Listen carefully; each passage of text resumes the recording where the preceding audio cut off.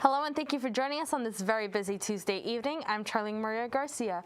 Coming up, a mummy that's at least 800 years old found in Peru. Facebook whistleblower to testify, remembering Congresswoman Kerry Meek, and a look at this week's weather. All this and more as PS News starts right now.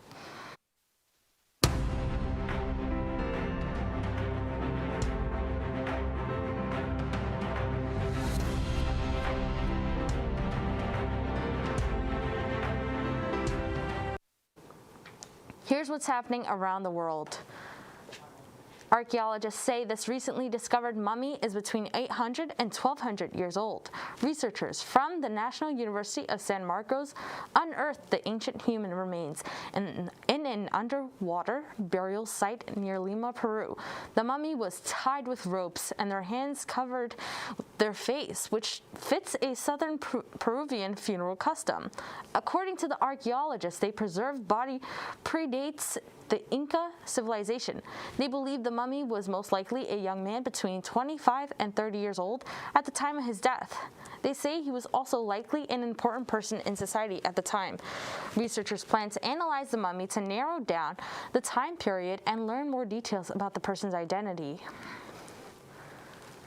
Many people start putting up their Christmas lights the day after Thanksgiving, but some people are already plunged in and celebrating. Like this house in central Germany that includes more than 70,000 lights. The owners say it all started years ago with a single string of lights in the front garden. But as you can see, it has grown into a display that attracts crowds from all around the region. And not only are there lights, but also visitors get to enjoy sausages, lemonade, and mulled wine, with all the proceeds going to help animals. While the U.S. was celebrating Thanksgiving on Thursday, Egypt was celebrating the reopening of the ancient avenue of Sphinxes in Luxor. The roughly 1.5-mile road, also known as Road of Rams, connects two temple complexes, the Temple of Luxor and the Temple of Karnak. The Avenue of Sphinxes is more than 3,000 years old, but was first discovered in the late 1940s. It was expanded across different Egyptian dynasties over hundreds of years, with annexes including baths and wash basins, a pottery making area, and more. Before reopening, it had undergone decades of excavation and restoration efforts. It now features hundreds of traditional sphinxes and ram-headed statues lined up on its path. Egyptian President Abdel Fattah al-Sisi attended Thursday's event. And now let's take a quick look at this week's weather with Marcel Gibbs. Thank you, Charlie. I'm PS News meteorologist. Now let's take a look at North Country weather. Now we're seeing 30s all across the board. We'll get back to those 40s sooner or later. So we're seeing 36 at St. Albans City, 38 at Wilson, 39 for Plattsburgh with 33 for Dannemora and 36 for All-Sable Forks, 30 for Owl's Head and 30 as well for Vermontsville. Now let's take a look at your 5-day forecast. Now we're seeing clouds all this week with little bits of sun at the end. Now we're seeing just clouds for Wednesday. Maybe the sun will come back, maybe it won't. And then we're seeing rain with some snow on Thursday. Dang. We're seeing sun, mostly sun, at Friday and Saturday with 32 and 30. Despite the sun being out, we are not getting any warmer. And then we are dropping to 27 on Sunday with lots of clouds and barely any sun. Hopefully it gets better the week after. Now let's toss it back to the desk with Charlie. Thank you, Marcel. Now let's take a short break, and when we come back, we'll take a look at news around the nation. Finney Sports has been serving its communities, local high schools, youth commissions, clubs, and other businesses since 1984. We specialize in trophies, screen printing, sporting goods, embroidery, office apparel, uniforms, hats, t-shirts, and more. Regardless of the size of your project, you will have the full participation and dedication of our design team. No job is too big or too small, keeping you involved every step of the way so that your vision is our design. Stop into Finney Sports or call us to see what we can do for you. Welcome back. Here's tonight's national news. Facebook whistleblower Frances Hogan is set to testify before our House subcommittee Wednesday. Her appearance will come during a hearing examining possible changes to the laws governing tech companies. The panel's name is listed as holding big tech companies accountable, targeted reforms to tech's legal immunity. It comes weeks after Hogan leaked what have been called the Facebook Papers to the Securities and Exchange Commission. In tens of thousands of pages, those internal documents shine a spotlight on the social media giant's problems, including hate speech and misinformation. Groups using the platform to cause real-world violence and dangers non-English speaking users face in political, unstable parts of the world. Hogan told senators last month she believes Facebook harms children, stokes division, and weakens our democracy. She also told attendees at a tech conference she believes CEO Mark Zuckerberg should step down. Facebook claims the documents Hogan leaked provide a skewed image of the company's research and efforts. The Better Business Bureau is reminding Americans that scammers are ramping up for the holiday season. The BBB recently released its list of top 12 scams of Christmas. They say criminals use emails and social media to facilitate most of the scams, but social media is where people are most vulnerable. The top 3 scams on the list center on social media platforms. The BBB also warns consumers to avoid misleading ads, gift exchanges, and holiday apps. They also point out scams that appear every year during the holidays list fake charities, fake shipping notifications, lookalike websites, and puppy scams. You can find the full list of holiday scams to avoid on the BBB website. Merriam-Webster has picked the word it believes represents 2021, and that word is vaccine. Monday, the publisher announced vaccine is its official 2021 word of the year. Merriam-Webster says the choice highlights the dual decisions surrounding vaccinations this year. How the COVID-19 vaccine was seen as both a promising medical solution and a source of political argument and division. They note online searches for the definition of vaccine jumped 601% between 2020 and 2021. This is the second year Merriam-Webster has made a coronavirus-influenced pick. Pandemic was its 2020 word of the year. Merriam-Webster also released a list of the 10 runner-ups to the word of the year.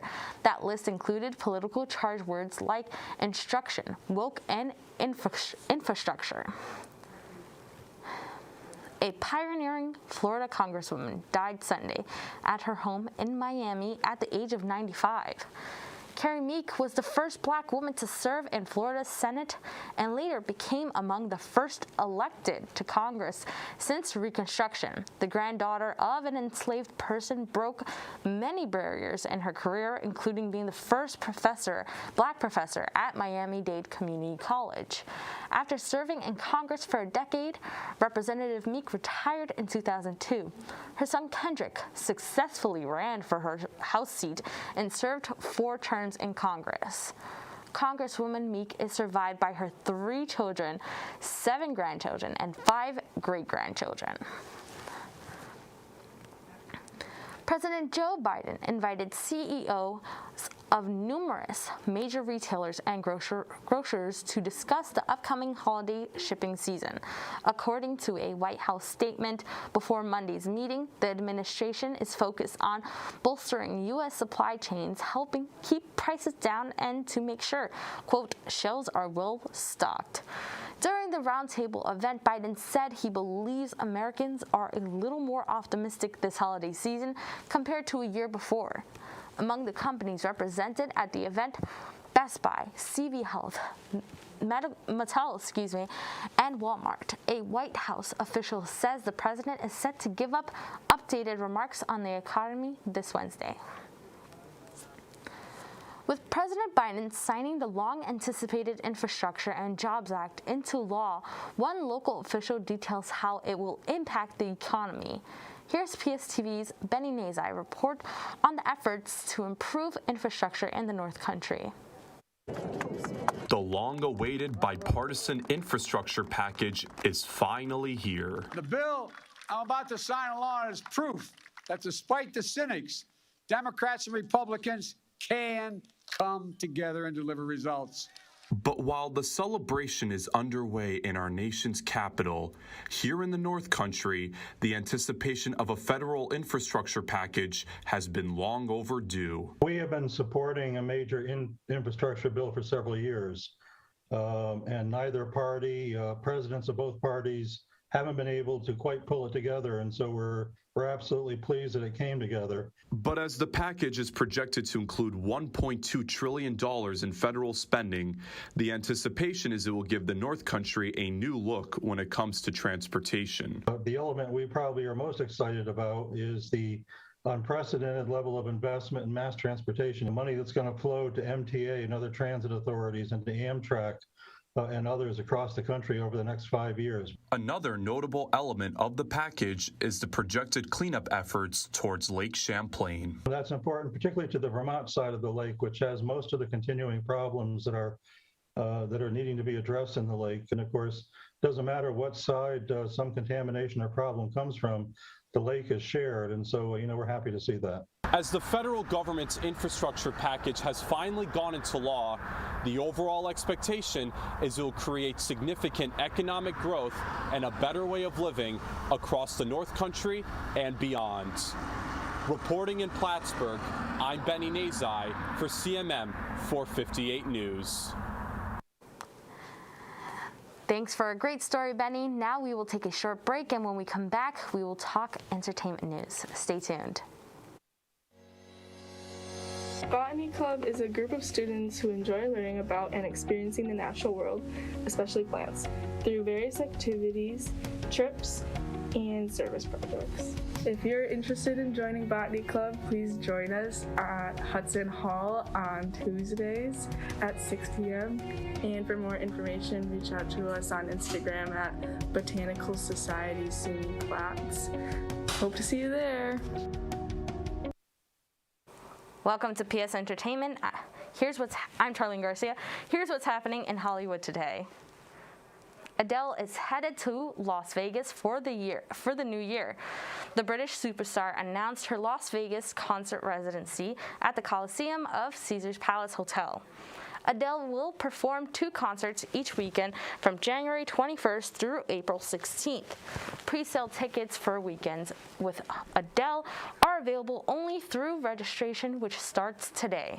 The small venue has just about 4,100 seats and has been a residency home to a few performers you may have heard of, like Celine Dion, Elton John, Cher, and Mariah Carey. Last week, Adele debuted her 4th studio album, 30. It debuted at #1 on Billboard and is already the top-selling album in the U.S. of 2021. Bradley Cooper is opening up about a scary incident when he was held at knife point on a New York City subway in 2019. The actor shared the story with Dax Shepard on the Armchair Expert podcast. Cooper said he was picking up his then 2-year-old daughter, who he shares with ex Irina from school. According to People magazine, he didn't notice the stranger approach him because he was wearing noise-canceling headphones, sunglasses, and a hat. At first, he thought they were asking for a selfie, but then Cooper said he saw the blade. He said he knocked the attacker away and ran. Cooper wasn't hurt. He was able to take photos of the stranger and show police who were nearby. He said that he then went back into the subway station and picked up his daughter like nothing happened. It's unclear if the person was ever caught. Rihanna can now add national hero to her list of titles. The pop star was honored Tuesday by Prime Minister Mia Mottley during an event in Bridgetown, Barbados. The ceremony also commemorates Barbados becoming a republic and leaving the reign of the British monarchy, after nearly 400 years. You can see Rihanna walking to the main stage as she's presented her new title. The 33-year-old will be the 11th national recognized for their roles in positively changing Barbados. Prime Minister Mottley saying, "May you continue to shine like a diamond and bring your honor to your nation." She was previously named an ambassador to Barbados in 2018. Forbes estimates the pop star and business mogul is now worth $1.7 billion, making her the wealthiest female musician in the world. According to Rolling Stone, there is no word on new music from the singer. Her last album was released in 2016. An American-born woman receives France's highest honor. Josephine Baker, who became a singing and dancing superstar in Paris in the 1930s and then a spy and war hero in the 1940s, is honored at the Pantheon. She is the first Black woman, the first performer, and the first American to be immortalized there. Baker, who died in 1975, will become the first Black woman to be buried at the monument, joining just 5 other women. That is all for entertainment news, and that is unfortunately all the time that we have for tonight. Thank you for watching PS News. Now, whether you're watching from home or on the go, you can find PS News on social media at the PS Newsroom, and all of our shows online at Plattsburgh State TV. Thank you for watching, and have a good night, Plattsburgh.